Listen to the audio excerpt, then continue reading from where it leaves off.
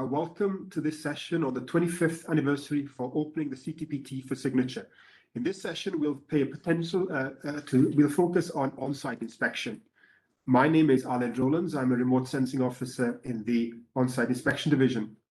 Joining me alongside me is Franz Ontal, the chief of the training section, who last week oversaw the successful completion of the third training cycle of OSI surrogate inspectors. Franz will be moderating the question and answer session, and I would encourage you to send in your questions and comments to him via the application. It is not an exaggeration to say that it is a privilege to introduce the two speakers for this particular session. Later on, we will hear a presentation on the development of the first comprehensive draft list of equipment for use during OSIs given by Dr. Gregor Malich. But first, we will hear from Dr. Peter Lebak, who currently works at the Earth Science Institute at the Slovak Academy of Sciences in Bratislava. And he is also a delegate to Working Group B. Formally, of course, we know Peter as a technical officer for seismic techniques in on-site inspection. As well as developing the passive seismic monitoring configuration to a state of maturity, Peter was instrumental in the initiation of the use of telemetry for data transfer during on-site inspection, and also, of course, in the development of the Integrated Information Management System, which has now morphed in something we know as GMO. Peter was also the Deputy Inspection Team Leader during IFE 14 in Jordan, and these are only some of the many credits that can be attributed to his work. He is therefore ideally placed to present this talk today on the status of preparations for the support of on-site inspection. We have a pre-recorded video for Peter. He will then be available to take your questions. So if you can hear the video now, thank you. Good afternoon. It's my pleasure to deliver today a talk on status of preparations for the support of on-site inspections on the occasion of the 25th anniversary of opening of the Comprehensive Nuclear Test Ban Treaty for signatures. Before introducing voluntary moratoria, recording of underground nuclear explosions was almost a daily bread for seismologists. Here I have an example of three-component recording using the Kirnos medium period seismometers of the September 12, 1973 underground nuclear explosion at Novaya Zemlya. Since mid-90s, situation has changed. Recording of an underground nuclear explosion is an exception, and only one state, DPRK, conducted UNEs in 21st century so far. Although CTBT didn't enter into force yet, not testing is de facto a norm. 25 years ago, the CTBT was open for signatures. Its important element is the verification, and the verification regime includes four verification elements. It is the International Monitoring System, including IDC and GCI, consultations and clarifications, on-site inspections, and confidence-building measures. As I said, my talk today will be about on-site inspections. There is another important anniversary this year, and it will be on November 19, and it is the anniversary of adopting the resolution on establishing the preparatory commission of the treaty. And with respect to the on-site inspections, paragraph 15 is important to mention. And it says that the Commission shall make all necessary preparations in fulfilling the requirements of the treaty and its protocol for the support of on-site inspections from the entry into force of the treaty. And these preparations shall include, inter alia, development and preparation for approval at the initial conference of state parties of the operational manual, containing all appropriate legal, technical, and administrative procedures, and a list of equipment for use during on-site inspections, then develop a program for the training of inspectors, and acquire or otherwise make provisions for the availability of relevant inspection equipment, including communications equipment and conduct technical tests of such equipment as necessary. And this paragraph 15 creates a framework of development of the OSI capabilities, which I'm going to present in this presentation. Before doing the overview of the development, I will give a summary of OSI purpose and characteristics. Then I will speak about the development of the capabilities themselves. And then I will give a short overview of potential for technical development and innovations, potential and ideas on using the OSI capabilities for civil applications. And finally, I will give a summary. Let's talk now about on-site inspections.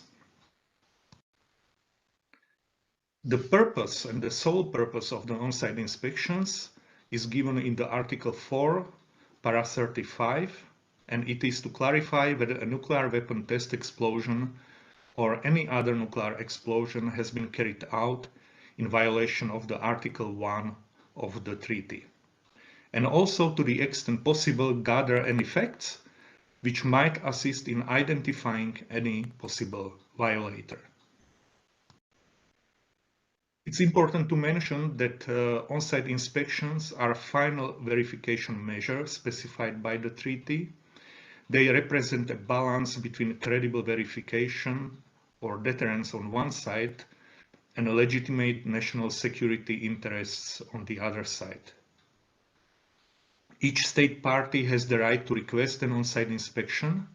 It's important to mention there are no routine inspections envisaged in the treaty, and on-site inspections can be requested only after entering into force of the treaty, and so-called green light mechanism applies in Executive Council.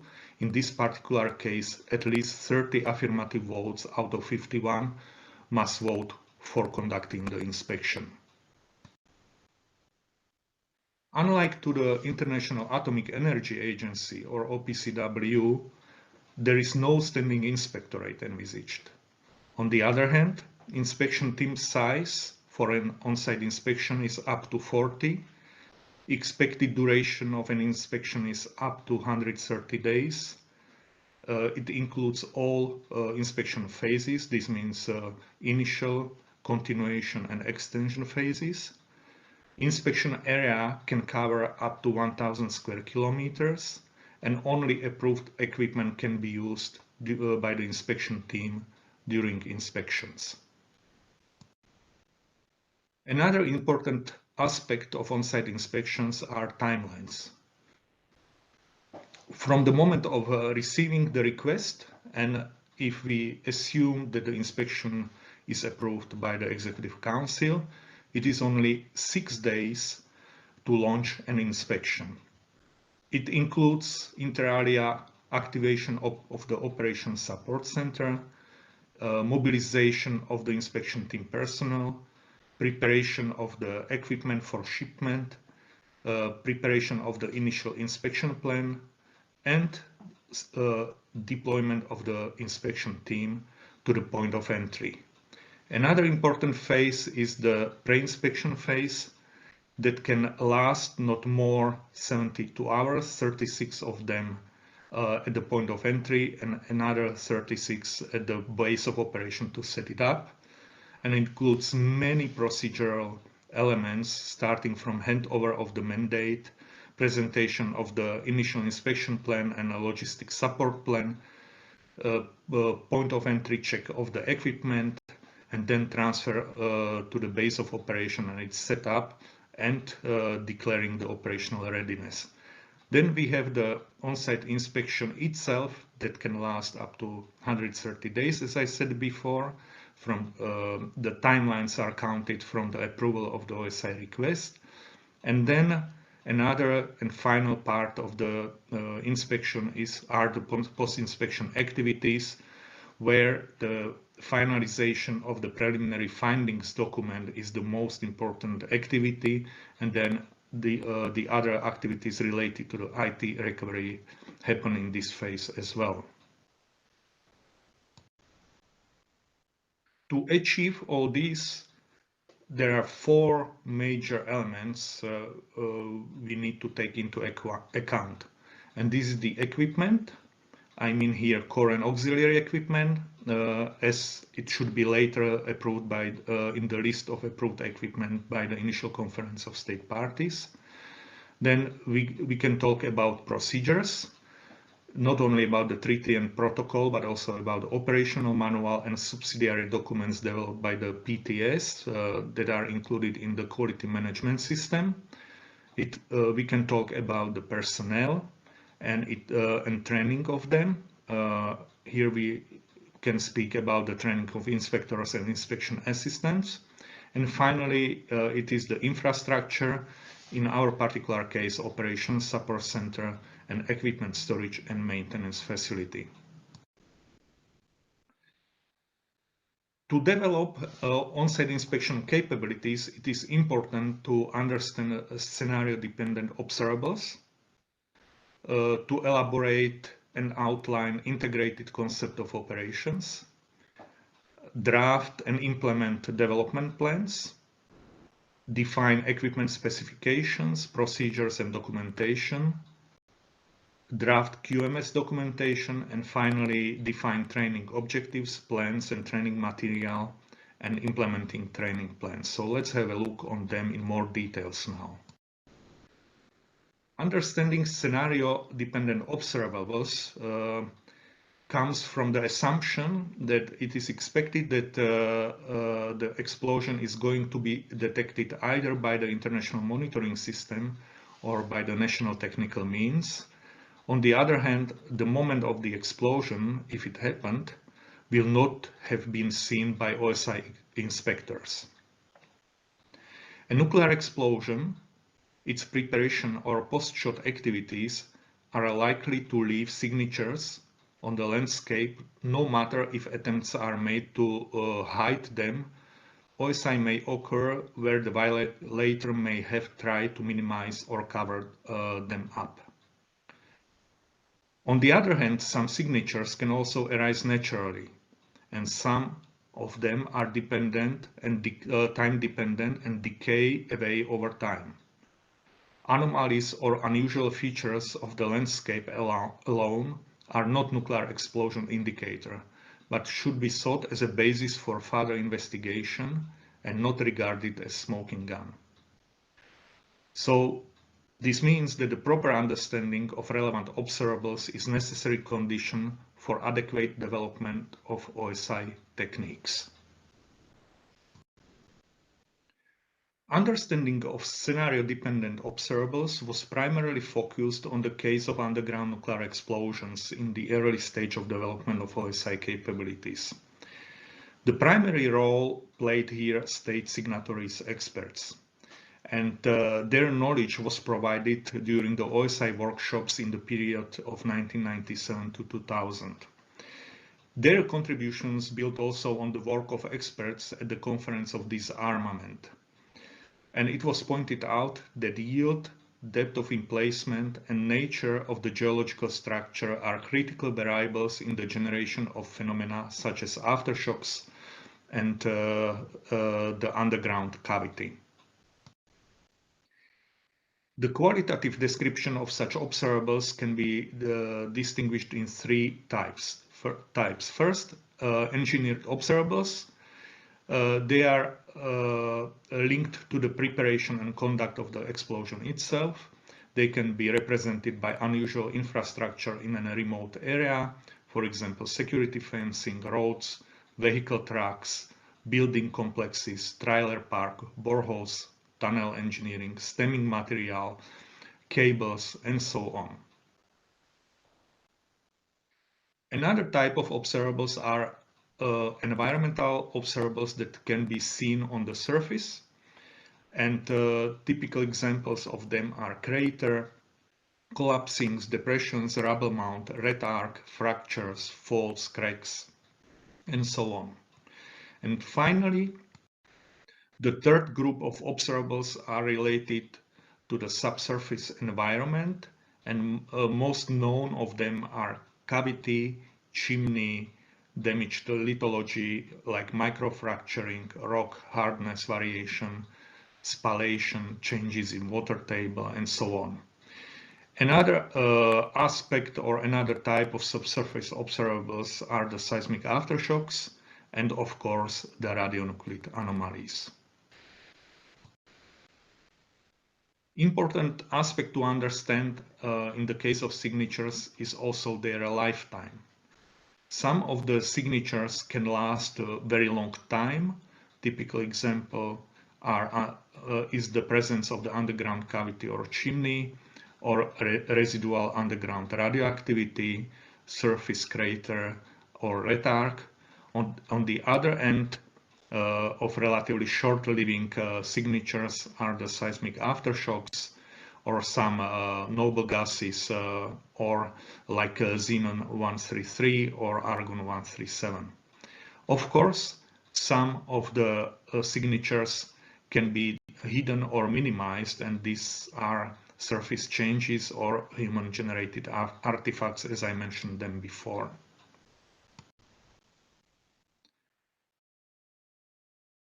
Interest in understanding OSI signatures continued also after the period 1997-2000.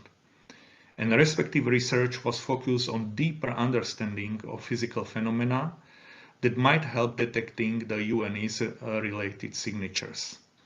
I can give here probably two best examples in this sense. One is related to the investigation of the subsoil gas transport and noble gas detection after an UNE. Probably the best overview is given in the works of Carrigan and others, 1996, 2014, 2016. And the latest example in this sense are the works of Kristekova or Esterházy and others in understanding the resonance phenomena around the cavity after an UNE. Here is an example taken from the numerical simulations of the seismic wave field as presented in the work of Kristekova and others. On the left-hand side, two pictures in blue show two geometries of the underground nuclear explosion. One includes the cavity with the rubble zone and apical void.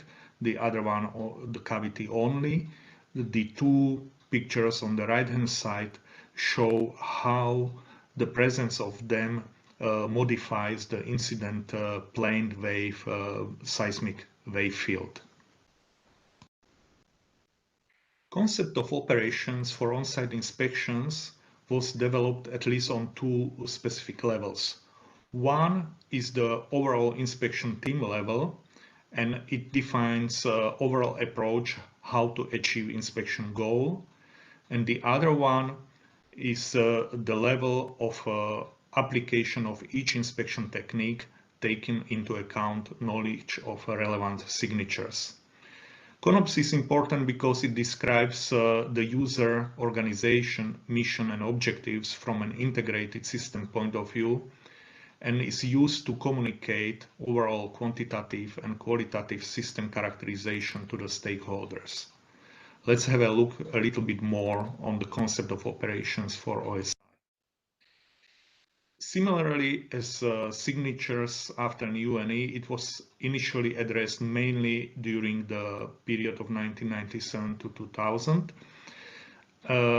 This work was translated into the relevant parts of the draft operational manual.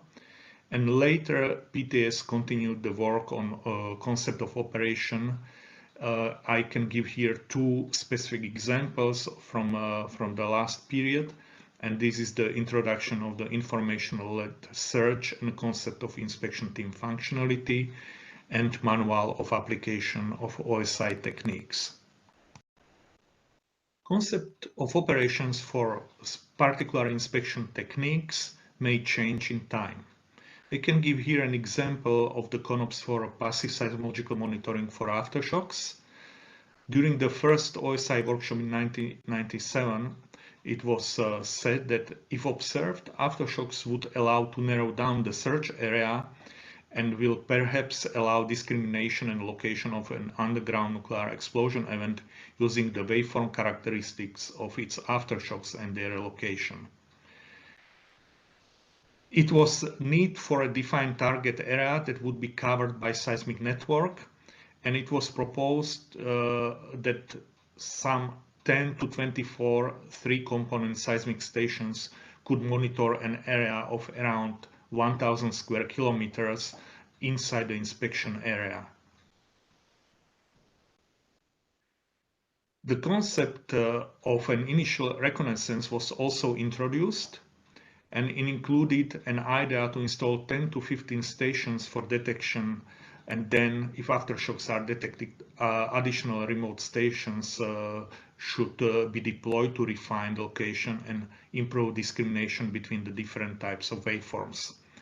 There was a clear disadvantage of this approach, which we later called focused deployment, and it is the fact that using standard three-component short-period seismometers, it is possible to cover only a portion of the inspection area that can be up to 1,000 square kilometers. During the PTS equipment development and testing, it was showed that there is an approach that can allow to cover all inspection area, all its significant portion, using the tripartite seismic mini arrays. And this development of the PTS was then validated during two integrated field exercises. First time during the IFE-08, it is shown on the left picture, and later again during the IFE-14 in Jordan. These two exercises are different also from the point of view of the geography of the inspection area. While the IFE-08 in Kazakhstan was on an area which was flat, the IFE-14 in Jordan included significant topography. The OSI techniques that can be applied during an inspections were chosen to detect various observables related to the preparation, execution, or post-execution of nuclear explosion.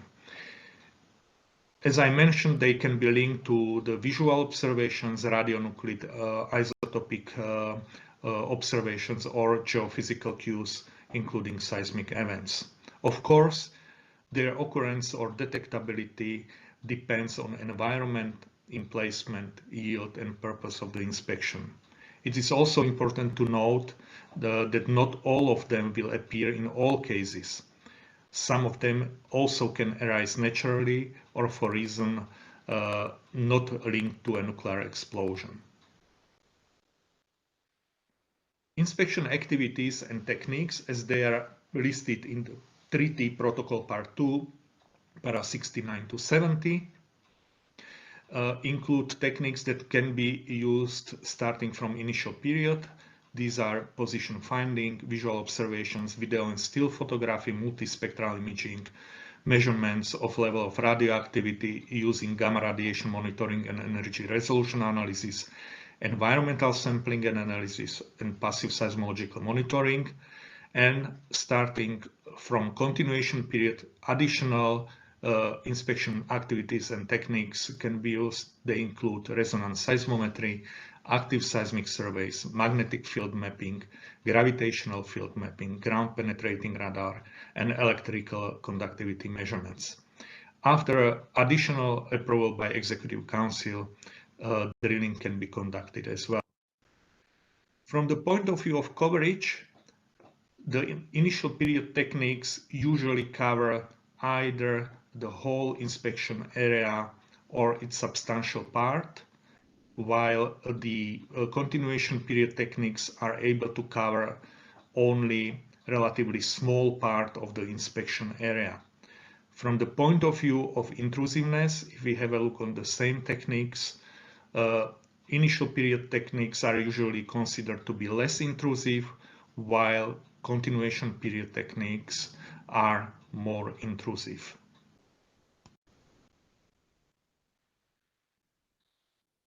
If we are talking about development plans, we have to understand their purpose.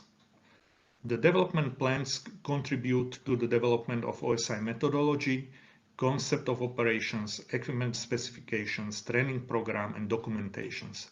And they also provide inputs for the development of the operational manual. They are, in fact, main vehicle in development of OSI capability. On the overall OSI strategic level, recommendations were made by the OSI external evaluation team to establish the readiness of the OSI regime. The team of experts was composed from state signatories, and the work of the experts was based on the Article 4, Para 1 of the treaty that stipulates that at entry into force of this treaty, the verification regime shall be capable of meeting the verification requirements of the treaty. There were many practical recommendations given toward the provisional technical secretariat and policy-making organs in all areas of on-site inspection. The report highlighted the need to shift emphasis toward integrated experimental activities and integrated effort. This is a true milestone in development of the OSI capabilities when the work was shifted from the development of the particular techniques toward integrated effort. PTS prepared OSI strategic plan and its revision for the development prior entering into force, and development is envisaged to be made in cycles, and also large-scale integrated exercises are identified in this plan as a tool to validate the development. It is also envisaged that the conduct of integrated field exercises is periodical.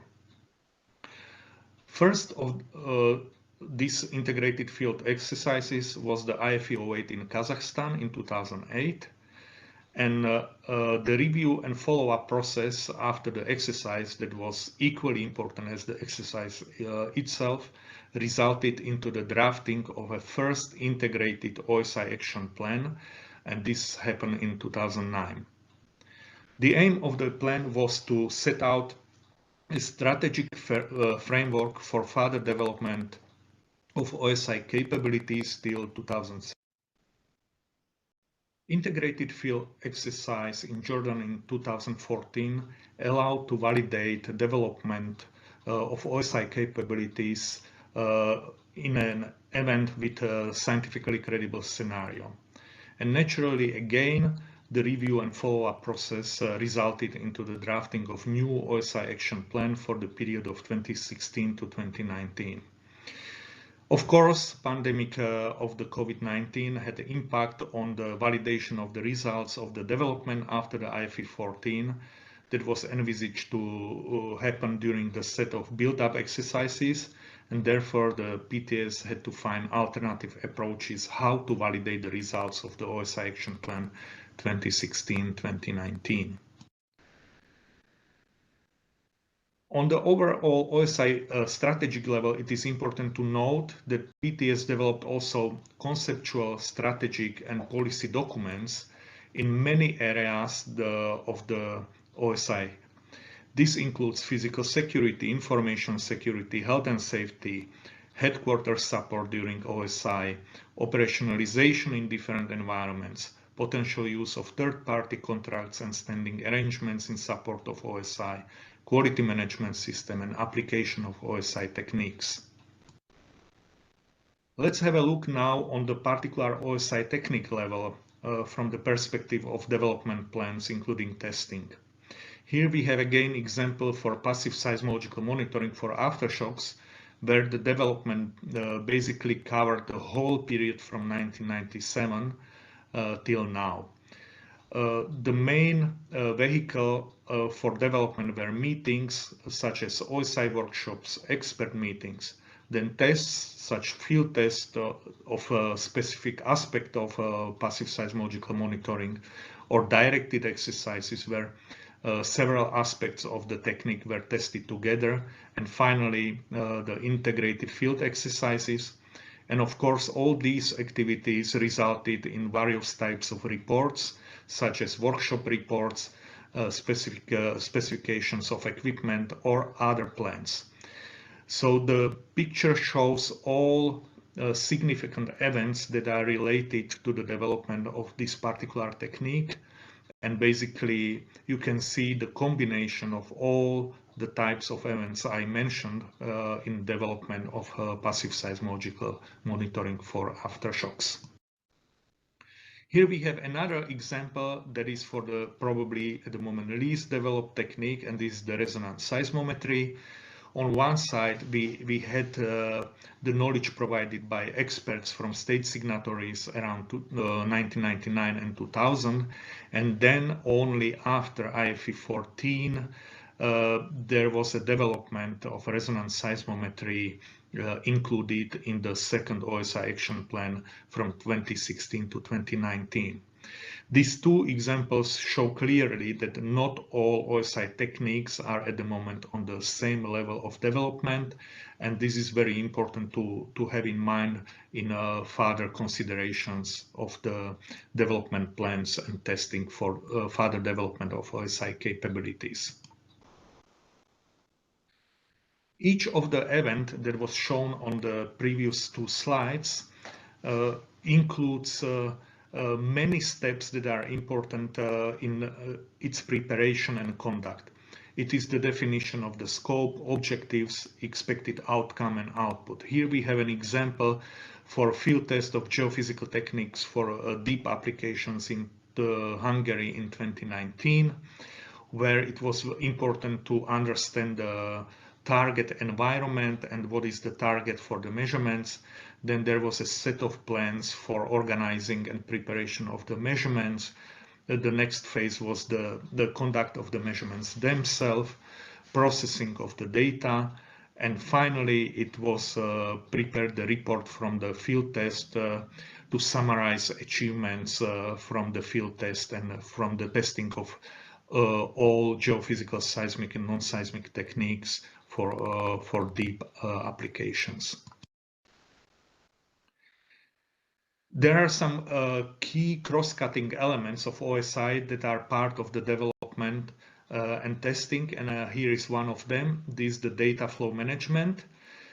It was part of the state signatory expert discussions starting from beginning, and there were concerns about confidentiality of the data acquired during an inspection, and it was identified that it requires that the collection, interpretation, analysis, and documentation of the data should be done on site to the greatest extent possible.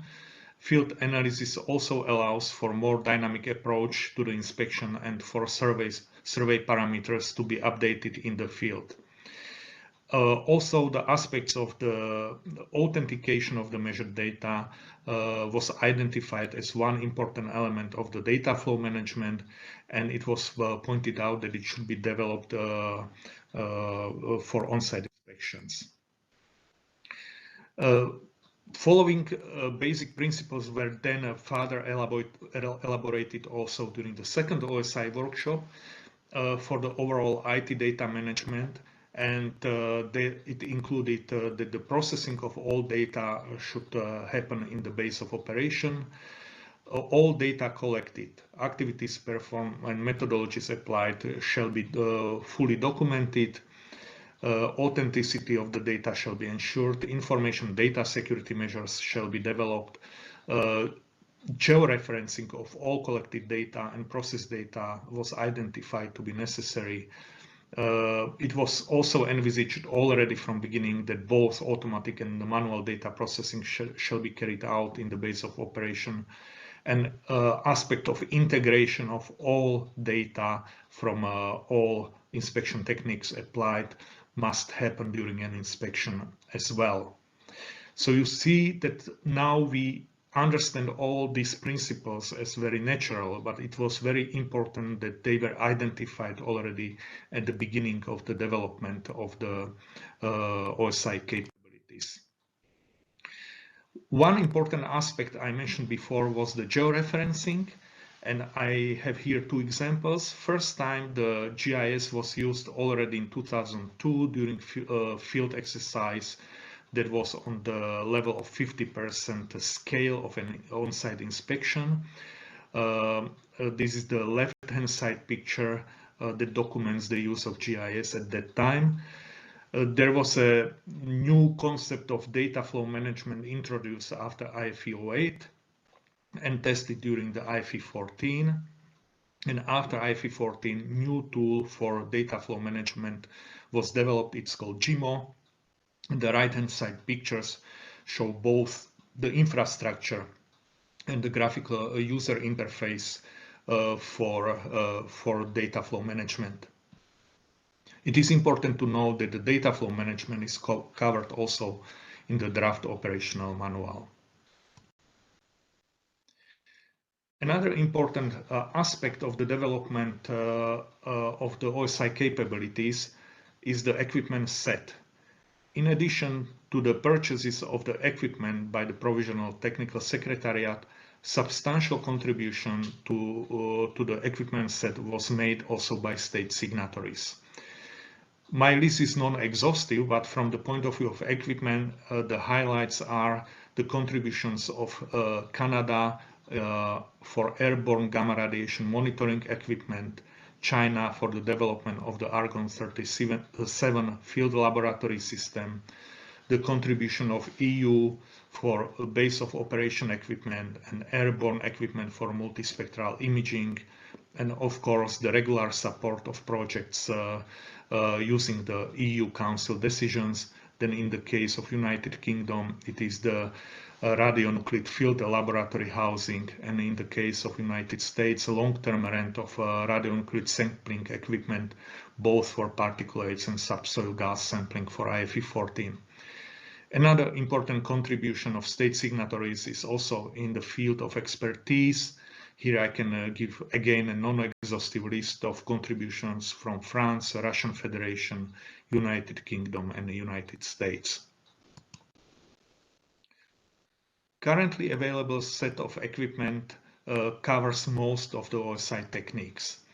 The equipment is either standard commercial off-the-shelf equipment, like in the case of position finding and visual observations, or in the case of magnetic and gravitational field mapping or GPR.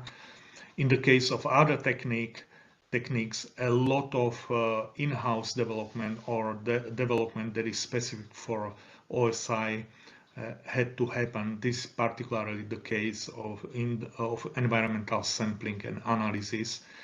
And a combination of both approaches is the passive seismological monitoring of aftershocks, where commercial off-the-shelf equipment was used in a specific way that is specific for on-site inspection. Currently available set of equipment for overflights is based, as I mentioned before, or the contributions of the state signatories, like in the case of multispectral imaging and gamma radiation monitoring. In the case of magnetic field mapping, the equipment is available typically through contributions in kind from state signatories as well. All equipment development and testing and development of OSI capabilities has one necessary output as it is envisaged by the resolution on establishing of the preparatory commission, and this is the defining of equipment specifications. It is important to say that these specifications are based on the identification and understanding of relevant observables, on the possible concepts of operations and existing methods for recording and processing of the data.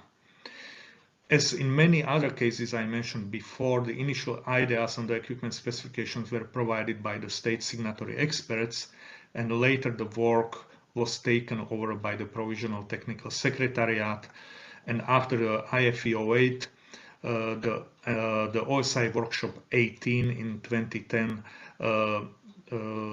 worked on equipment specifications for initial period techniques.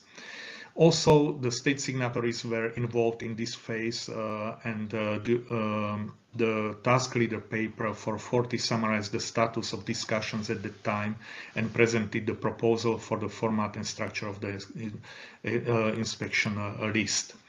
And workshop 19 then provided equipment specifications for initial period techniques. After OSI Workshop 19, there was a set of INF papers issued by the Provisional Technical Secretariats for selected inspection techniques in initial period. And then Workshop 23 in 2016 continued the work on the equipment list. Further methodological enhancements of the work on equipment specifications is also linked with the execution of the OSI Action Plan 2016 and till 2019 by PTS. As a result, series of in-papers on equipment specifications for OSI techniques was issued in 2019 to 2020. And finally, first comprehensive draft list of equipment specifications for use during on-site inspections was issued this year. It includes all OSI techniques but drilling. It is a true milestone in development of equipment list for on-site inspections, and it represents a single point of reference for further work on the equipment specifications. I would like to inform and highlight that there is a separate talk of Gregor Malich on development of a list of equipment specifications, where more details are provided for this aspect of on-site inspection capabilities. The quality management system of documents related to the on-site inspection was developed in the period of 2010 to 2014, and the work on the QMS was in parallel with a number of other activities, including the ongoing elaboration of the draft OSI operational manual, development of OSI techniques and methodologies, training of surrogate inspectors, and execution of field activities, including a series of build-up exercises in preparation for IFE 14. It was put in place in 2011, and the QMS includes manuals, standard operation procedures, work instructions, as well as number of forms and templates that are extracted for the use in the field. It is important to also mention that a standard process for the development and approval of the documents was established, and this process led before IFE 14 to approval of 46 OSI QMS documents that included 1 manual, 21 SOPs, and 24 VINs. Another 35 documents were authorized for use during IFE 14. So in this way, the QMS included for IFE 14 83 documents that were used and tested in IFE 14. Another important aspect of QMS is the way how this is available to surrogate inspectors, and it is available in electronic form in an e-library, and it is possible to use it also in other OSI activities. Training of inspectors is another important aspect of OSI capabilities. The training is based on the protocol part 2 paragraph 25, which states that each inspector included in the list of inspectors and inspection assistants shall receive relevant training. Such training shall be provided by the Technical Secretariat pursuant to the procedure specified in the operational manual for on-site inspections, and Technical Secretariat shall coordinate in agreement with state parties a schedule of training for the inspectors. Inspectors and inspection assistants shall be nominated by the state parties, or in a case of staff of Technical Secretariat by Director General. Only qualified inspectors and inspection assistants shall carry out on-site inspections. And as I mentioned at the beginning of the talk, there is no standing inspectorate for CTBT. So far, we can identify 3 phases of development of training program. The first phase till around 2001, this means before field exercise 2002 in Kazakhstan, an experimental training and exercise program was developed. This experimental training program included activities that were carried out till 2006.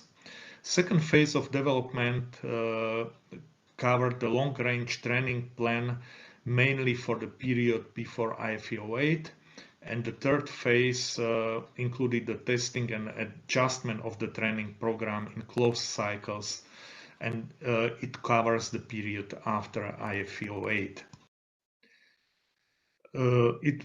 Important aspect of the testing of the training program is the fact that surrogate inspectors are nominated by state signatories. So far, 3 training cycles were performed. Curriculum was focused on new-coming inspectors, and it includes introductory and advanced blocks, followed by field exercise. During the program testing, many useful lessons emerged, particularly with respect to the refresher training and use of remote training and so on. And again, pandemic of COVID-19 highlighted the need to use new training methods and reconsider certain aspects of the training program. Infrastructure of the PTS represents a key enabler for the conduct of on-site inspections. This infrastructure supports the launch and conduct of an on-site inspection within the strict timelines I mentioned at the beginning of this talk. Infrastructure is to ensure proper calibration, maintenance, and protection of the on-site inspection equipment as well. So with this respect, the first point is covered mainly by the PTS Operations Center that was opened in 2019, and the second one is covered mainly by the test center that hosts equipment storage and maintenance facility for OSI.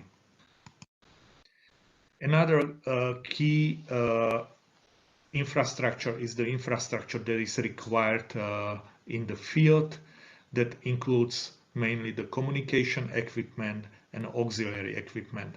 Here is the example of the base of operations infrastructure during IFE 14, and most of this infrastructure comes from the Council decision of EU that was already used during IFE 08.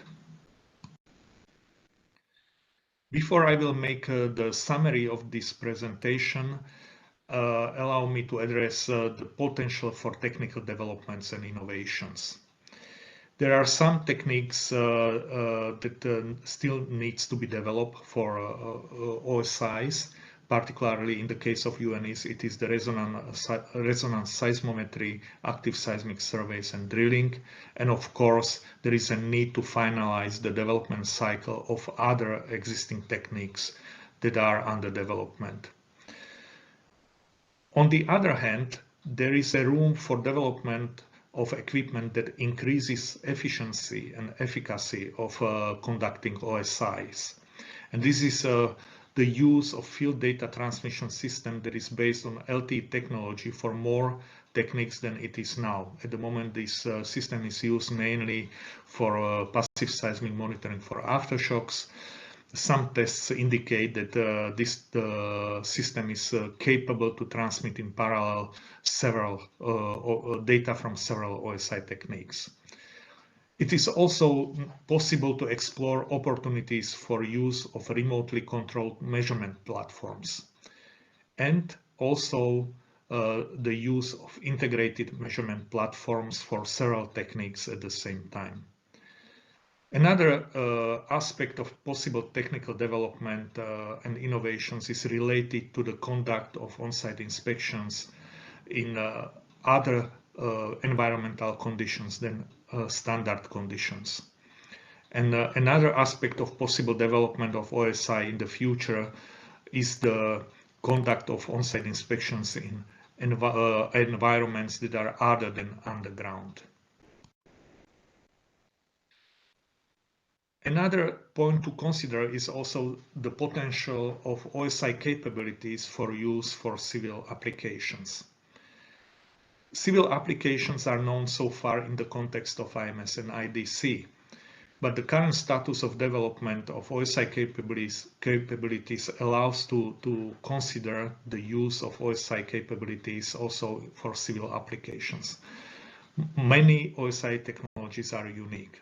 Some of OSI technologies are used in other contexts as well. Again, I can give here an example. Seismic mini arrays that are used for passive seismological monitoring for aftershocks are used by scientific community for capturing nanoseismic events for various purposes. This includes avalanche and landslide monitoring, mapping active faults, and monitoring of exploration fields for gas and oil.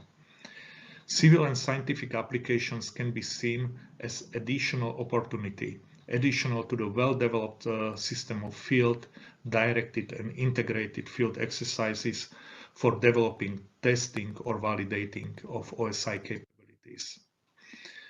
So in my summary of this presentation, I'm coming back to the resolution on establishing the preparatory commission as I showed it at the beginning.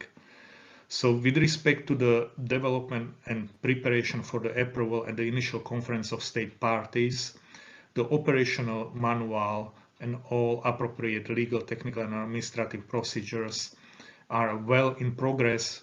It is the case of draft operational manual. Significant part of it is developed. Open issues are identified.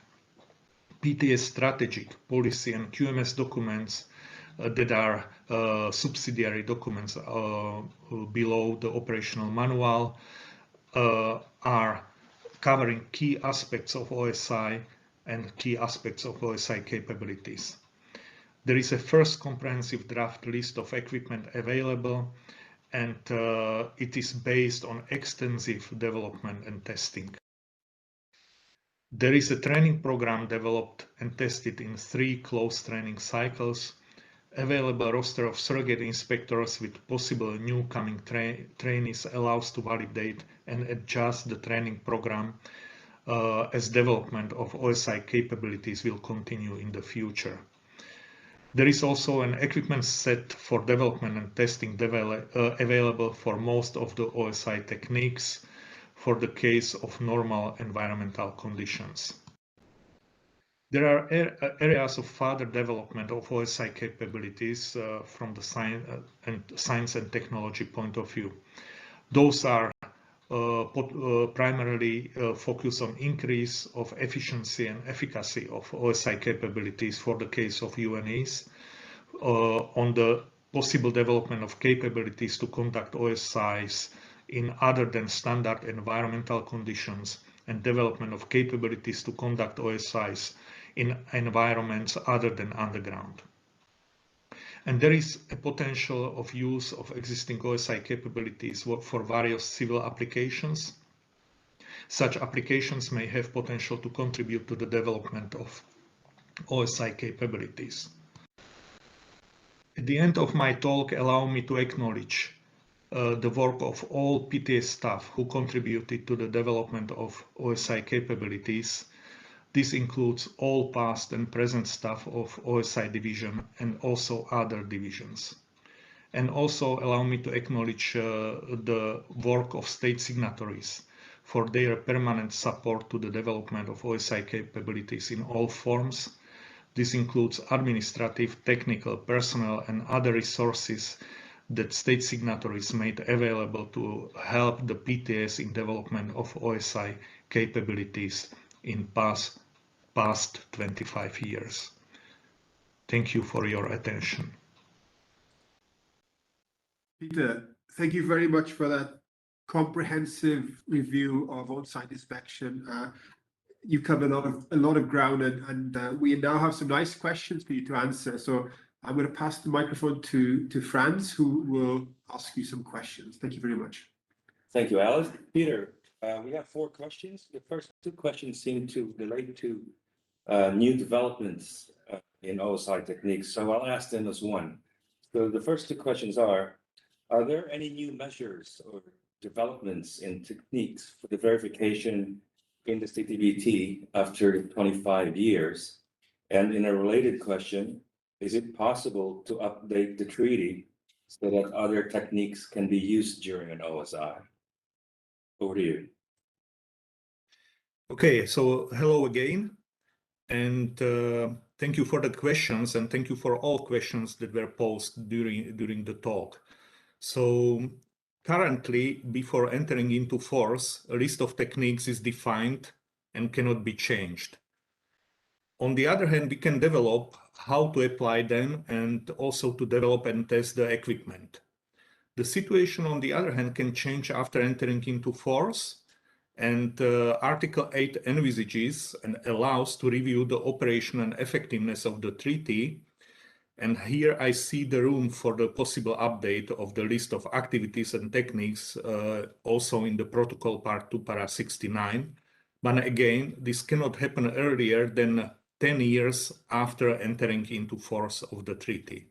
So from that perspective, entering into force of the treaty really is a key turning point also in the possible update of the OSI techniques and their modification.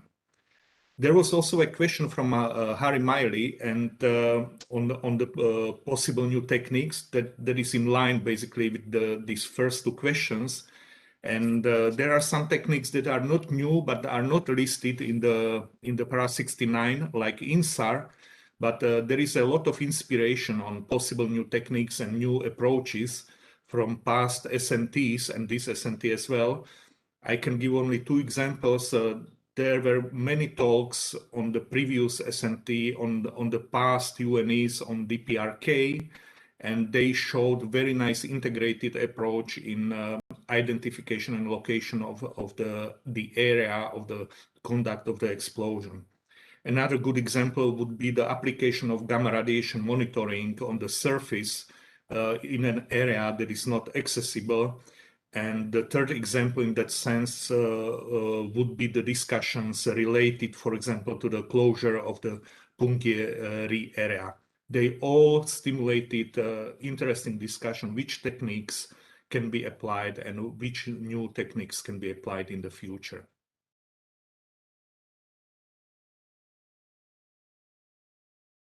We can take one more question, Fritz. Okay. Based on your experience, what actions can further accelerate the progress of OSI capability?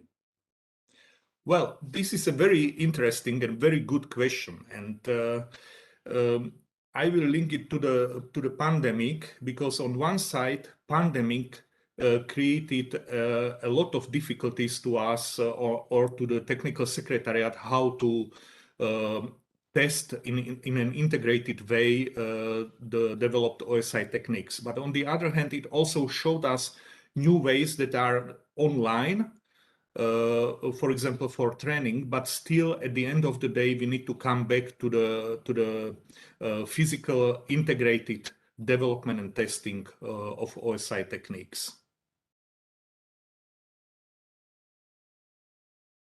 Thank you very much, Peter.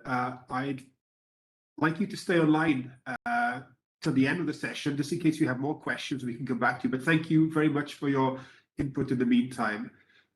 So Peter, as I explained before, was the Deputy Inspection Team Leader during IFE 14. Our next speaker was actually the Inspection Team Leader during that same event.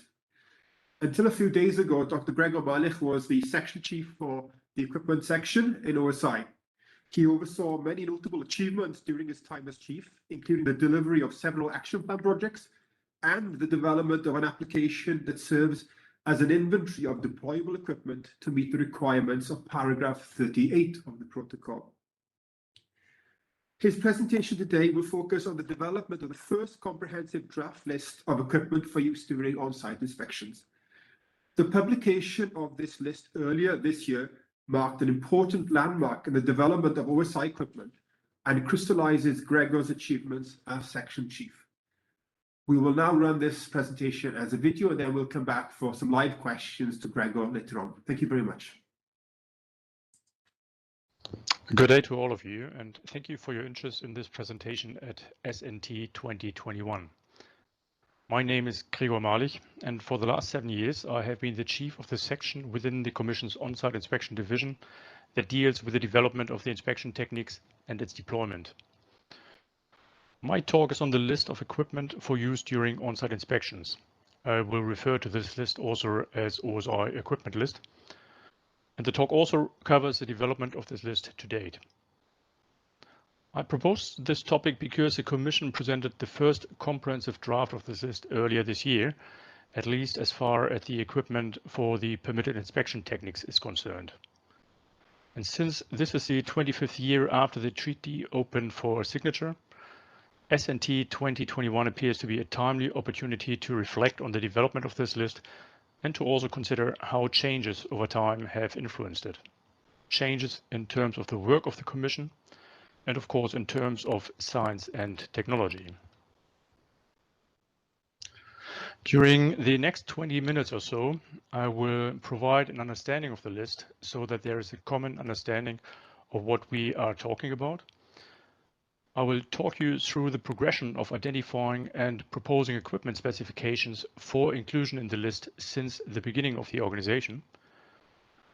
And I will close with a few observations that may show the way for further developments in the future. Now, the list we are talking about. The treaty in Article 2 identifies as one of the functions of the Conference of States Parties at its initial session upon entry into force of the treaty, the approval of any draft agreements, arrangements, guidelines, and so on that are developed and recommended by the Commission. And in the protocol to the treaty, paragraph 36, specific mention is made of a list of equipment for use during on-site inspections as one of those documents to be approved. The protocol in paragraph 37 also differentiates between core and auxiliary equipment, with the first being equipment related to the application of the permitted inspection activities and techniques, and the second being equipment that is required for the effective and timely conduct of an inspection. I will come back to this when talking about the first comprehensive draft list. And why there are some more references to the equipment list in the treaty and its protocol, I want to just refer to one more entry, and that is in paragraph 38 of the protocol. Here, in the context of the required availability of equipment for an inspection, it becomes clear that such equipment must be approved. That is, equipment approved by the Conference of States Parties. One more slide on the list we are talking about. The resolution establishing the preparatory commission explicitly tasks the Commission to develop and prepare for the approval of the initial session of the Conference of State Parties a list of equipment for use during on-site inspections, and that there is an expectation that this list contains detailed specifications. Now, there's silence in the resolution as to what these specifications should be. And now a quick look at the equipment we are talking about. I mentioned the reference to core and auxiliary equipment in paragraph 37 of the protocol before. While there's no clear definition in the treaty or its protocol as to what auxiliary equipment entails, this is different in regards to core equipment. Paragraph 37 refers in fact to paragraph 69 of the protocol, in which the inspection activities and techniques are described. For our common understanding, this and the next slide lists those inspection techniques that the inspection team would be allowed to undertake and apply. On this slide, you can see all activities and techniques which are available to the inspection team at any time of an OSI. And they include, broadly speaking, position finding, visual observation, radioactivity measurements, environmental sampling and analysis, and passive seismological monitoring. With the exception of the last one, these may be used both for wide and narrow area searches. In contrast, the activities and techniques shown on this slide are useful mostly for narrow area searches. They are permitted only once the Executive Council approves the continuation of an inspection after the inspection team submitted its progress inspection report. Drilling is a different case since it requires a specific request from the inspection team, but this request could be submitted at any time during an inspection. As we now know the OSI equipment list and the equipment we are talking about, I will briefly talk about the first comprehensive draft of the list. As mentioned before, this list was issued earlier this year and includes all core equipment, including the items required for data collection, processing, and interpretation. This said, drilling is not yet covered since considerations on this very special technique are continuing. As illustrated on the left of this slide, the list is mostly presented in tabular format, which contains the items and the specifications, but the table is preceded with an introductory text on the background, scope, and structure of the draft. And this leads me to the question of how did we get here? In the early days after the treaty opened for signature, the Provisional Technical Secretariat for the Commission, the PTS, was only gradually building up and was entirely dependent on the expertise and contributions from state signatories. This slide shows on the left the common mechanisms that were and still are available for the development of OSI capabilities. First, there are the national papers, by which state signatories present their view on certain aspects, such as on equipment items that should be available for OSI, or even their initial technical specifications. There are also workshops dedicated to OSI topics, which allow in-depth discussions of nominated experts from states who share their expertise and present and discuss their views. Much like with the national papers, the workshop results are considered at the Commission's Working Group on Verification, that is Working Group B. Then there are the OSI task leaders, who basically function as facilitators relating to ongoing OSI issues and often summarize the status of agreements in specific papers. And lastly, at least for the purpose of this presentation, field experiments and exercises add an operational component to developing OSI capabilities. These mechanisms have been used considerably also in the context of identifying and proposing equipment specifications, and I will provide some detail shortly. There were, of course, many more additional activities conducted, such as expert meetings, laboratory and field tests, and specific development projects which have been undertaken throughout and which, during the last 10 years, have been organized as part of designated action plans. But I'm not going into the detail on these during this talk. Just briefly, on the right side of the slide, you see the technology development concept that has been agreed a few years ago at Working Group B, and that is being followed, but you may want to look at poster P 4.4-257 for details. This slide shows two extracts from national papers submitted back in 1998 on equipment items for OSI and some early specifications. I've chosen these two examples to illustrate that the specifications contained in the first comprehensive draft OSI equipment list is not necessarily different in the principal parameters that were presented more than 20 years ago. This is the case for the seismometers for passive seismological aftershock monitoring, even though the required minimum sensitivity is higher now. But of course, there are other examples showing considerable changes of specifications during this period, such as for the permitted OSI imaging techniques, as shown on the right and signified by the videotape. This slide now shows OSI workshops at which issues relating to the OSI equipment list were discussed. Emphasis here on equipment list, since equipment issues, including specifications, have been discussed at almost every workshop until today. Just to briefly run through these 5 workshops on this slide as they are relevant for the list. At the second OSI workshop in 1998, lists of equipment were drafted for the initial period techniques with some early proposed specifications. These lists were mostly based on national papers and expert presentations and provided a basis for a series of task leader papers later that year, which were considered by Working Group B. The next relevant OSI workshop was Workshop 6, which took place in 2000. This, by the way, shows that the frequency of these events was much higher then, since all technical developments were dependent on direct involvement of state signatory experts due to the nascent technical expertise of the PTS at that time.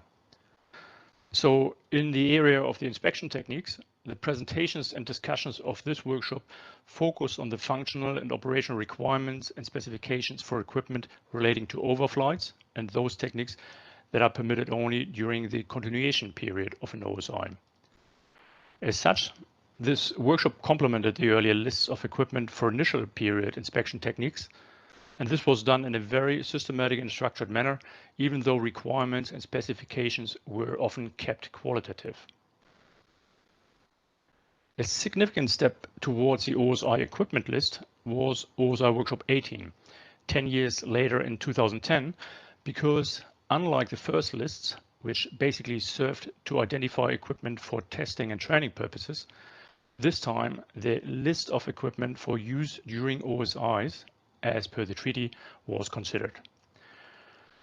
The output was not a list of items and specifications, but recommendations on how to actually compile the OSI equipment list, which is such an important deliverable of the Commission. Examples for the issues discussed are how to deal with software, what is the level of detail needed, what is the experience from other treaties, and how Working Group B should proceed to a final version of the list. These discussions led, in fact, to an important task leader paper in 2011, which provided a proposal for a template of the OSI equipment list. It was modeled on the format of the equipment list used by the Organization for the Prohibition of Chemical Weapons and was then trialed during the following OSI Workshop 19 in the same year, 2011. That workshop resulted in a draft equipment list for initial period techniques and also provided feedback on the template proposed in the mentioned task leader paper. A few years and plenty of field experience later, the further development of the OSI equipment list was discussed again in 2016 during OSI Workshop 23.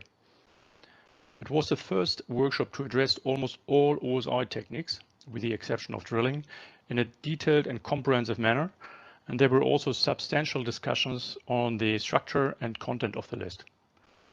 This workshop has so far been the last workshop on the OSI equipment list, but it also, like Workshop 18 before, led to the drafting of a task leader paper in 2018, which provided further guidance on the development of the list.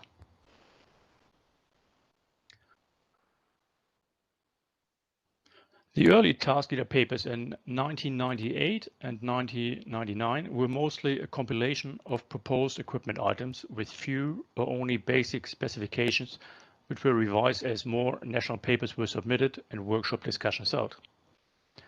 As mentioned, these lists focus at first on the initial period of an OSI, but following the second workshop in 2000, initial equipment requirements for the continuation period were also compiled in a task leader paper.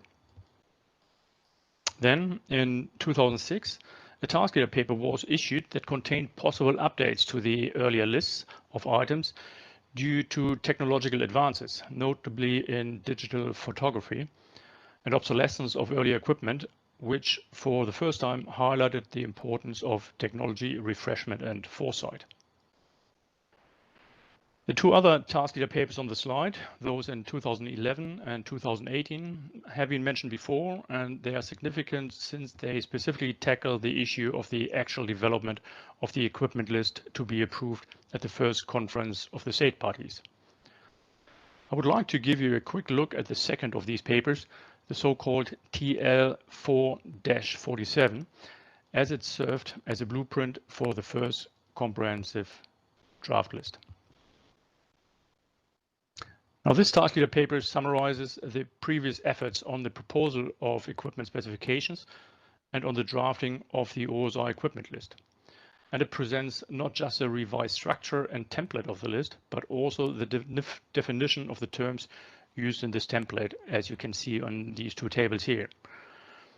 This meant to ensure that the scope and level of detail for each list entry would be adequate and consistent across the inspection techniques.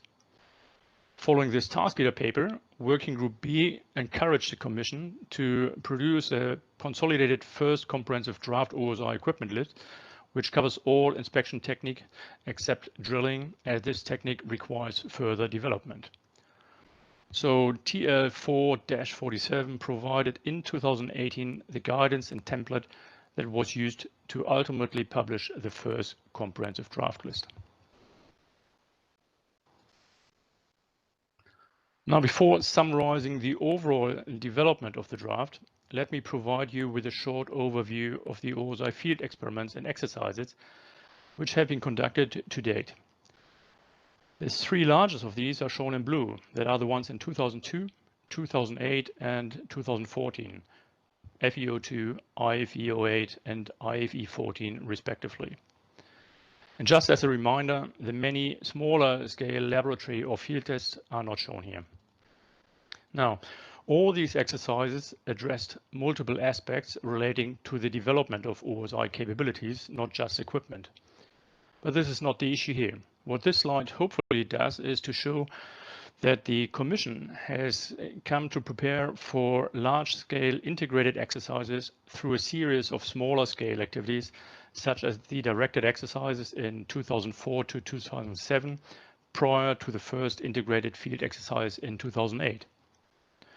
It also shows that the Commission structured its work in an action plan prior to the last integrated field exercise IFE14, and this approach was again adopted in recent years. Considering this and the timing of the workshops and the last task leader papers on the slide before, allows to identify 4 phases of development, at least as the inspection techniques and the first comprehensive draft list of equipment for use during OSIs is concerned. The first of these phases, in the top left, runs until 2002, when the first large-scale exercise was conducted, FEO2. This phase saw the compilation and discussion of initial lists of OSI equipment items with some requirements and specifications on the basis of early national papers, workshops, and a series of task leader papers.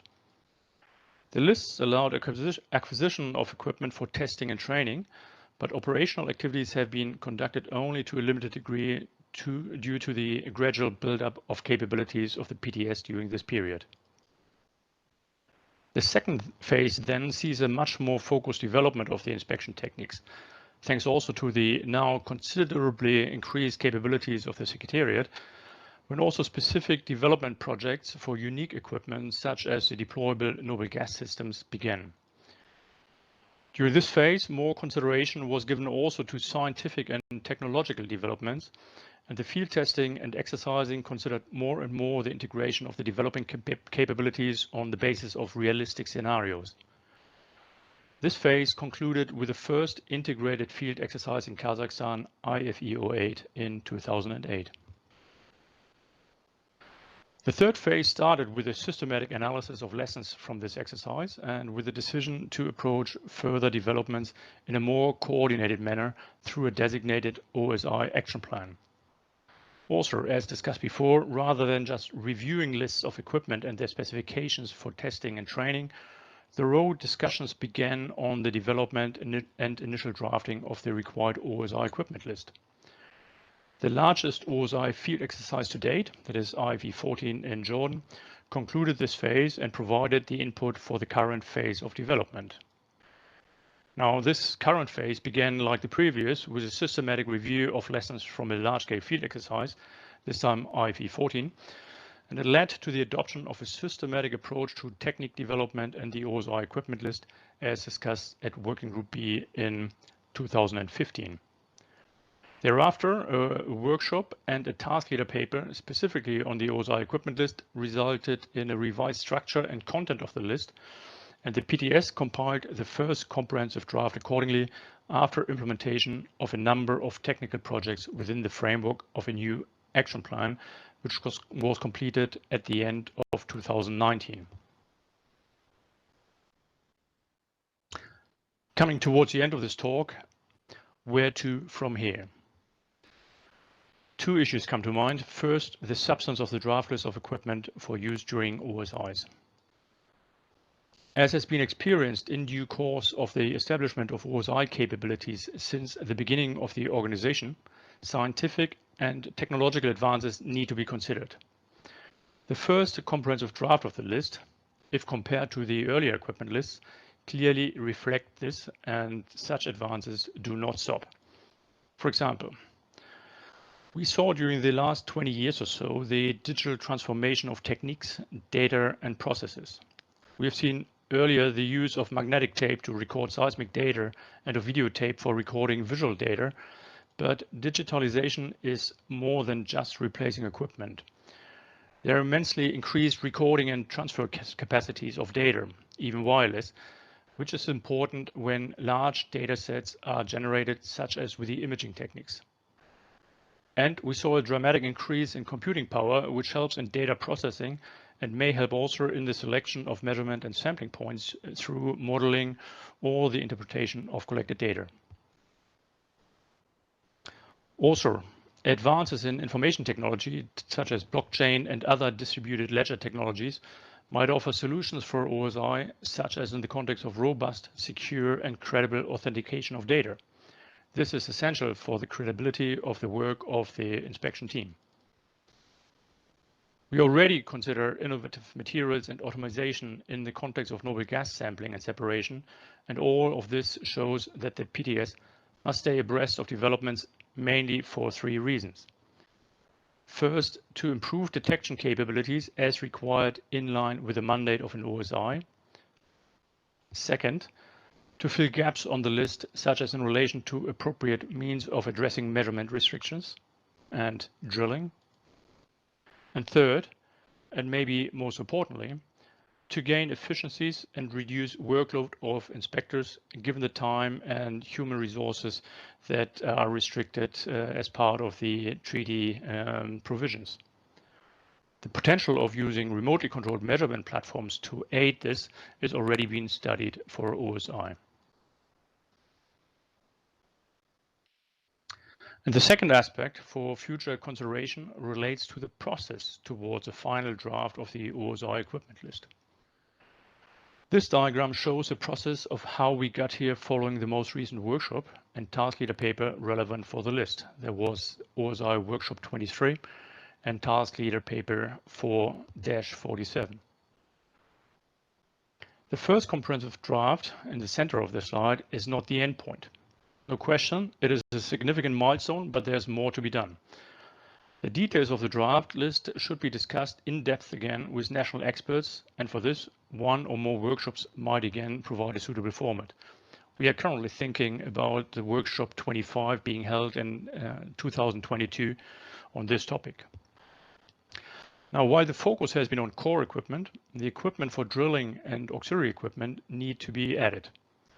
Also, consideration must be given to inspection equipment that is suitable for inspections that might be triggered by events that might be associated with the nuclear explosion other than underground. Ultimately, Working Group B and the Commission should consider the draft list and regular review and update it such that the list is up to date once the treaty enters into force, that is EIF. This process until EIF and the review of the list thereafter needs to be specified. To conclude, the first comprehensive draft OSI equipment list represents a milestone for the Commission on its journey to ultimately deliver the required list.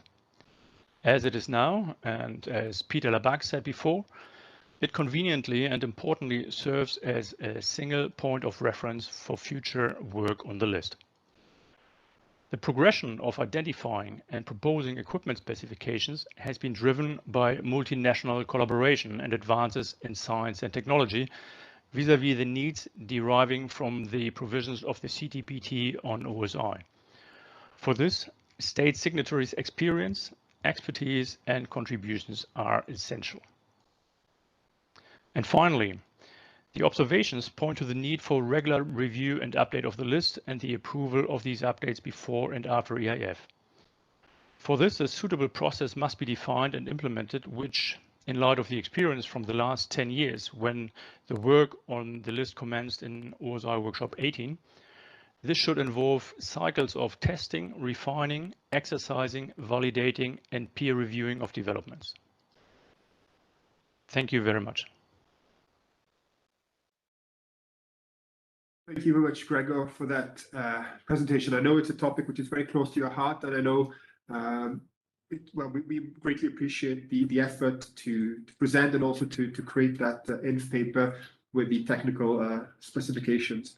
We have a few questions, one for Gregor and one for both of you coming up now. So Franz, over to you. Yeah, thank you, Alan. Gregor, question is, now that the first draft list has been published, what do you see as the next step regarding scrutiny of this list? Over to you. Yeah, thank you, Franz, and thank you also, Alet, and good day to everybody again. Yeah, this is the first comprehensive draft, but as I said in the talk, it's certainly not the last step in the process, and the contrary. I think the next step surely need to be the in-depth discussion with national experts across the techniques to review this list, to modify or update it, and to edge closer to acceptance by state signatories in relation to the preparation of the final list. And final list, when I say this term, and I use this also in the talk, would be the one that would still regularly need to be updated until entry into force, given science and technological advances, and maybe also in parallel the further understanding or improved understanding of the observables that are to be detected by the inspectors during an on-site inspection. So I'd say the next workshop, as we propose already next year, ideally on this particular draft, its finalization and consideration by Working Group B, and then its complementation through the addition of auxiliary equipment, where we also had made a lot of progress, but we didn't really want to let's say, distract from the essential items, the core equipment for now, and certainly the addition of the equipment for drilling. But that, again, is a process that still needs to continue for some time. And finally, I mentioned that both of you were at IFE 14 in leadership roles. So this question, I think, is very appropriate. Yeah, thank you. This one is interesting. What do you consider the most important development in OSI capability between IFE 14 and where we are today? If I may start, and Peter, you're welcome, of course, to add. A significant improvement that is yet to be sort of demonstrated in a complex manner is the data flow, the integration of data from all the inspection techniques. And I'm now only talking about the application of the inspection techniques, not about the deployability and the, let's say, support of an inspection team. Even that has also improved.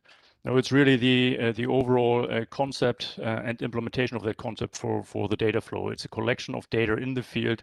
It's a transfer to the base operation receiving area for a joint review as appropriate with the inspected state party. It's a very rugged process, very transparent process, which will be essential for the credibility of the data interpretation that's ultimately done by the inspection team. I think that is probably the biggest, let's say, step forward as I can see it. Peter? Yeah, I can only echo the aspect of integration of OSI techniques and integrated application of OSI techniques. I think this is the key aspect that contrasts the period after IFE 14 from the period before the IFE 14. And I only can hope that there will be a possibility to test in field in an integrated manner all developments that has been carried out after IFE 14 within the OSI action plan. And I hope that those also that will be finalized from now till that possible integrated test.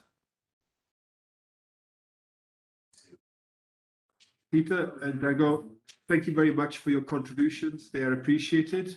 I'd also like to thank the technical support here in the room in Vienna. So on that, I'd like to thank Franz as well for moderating the questions, obviously. On that note, I'd like to say thank you very much, and the end of this session. Thank you very much.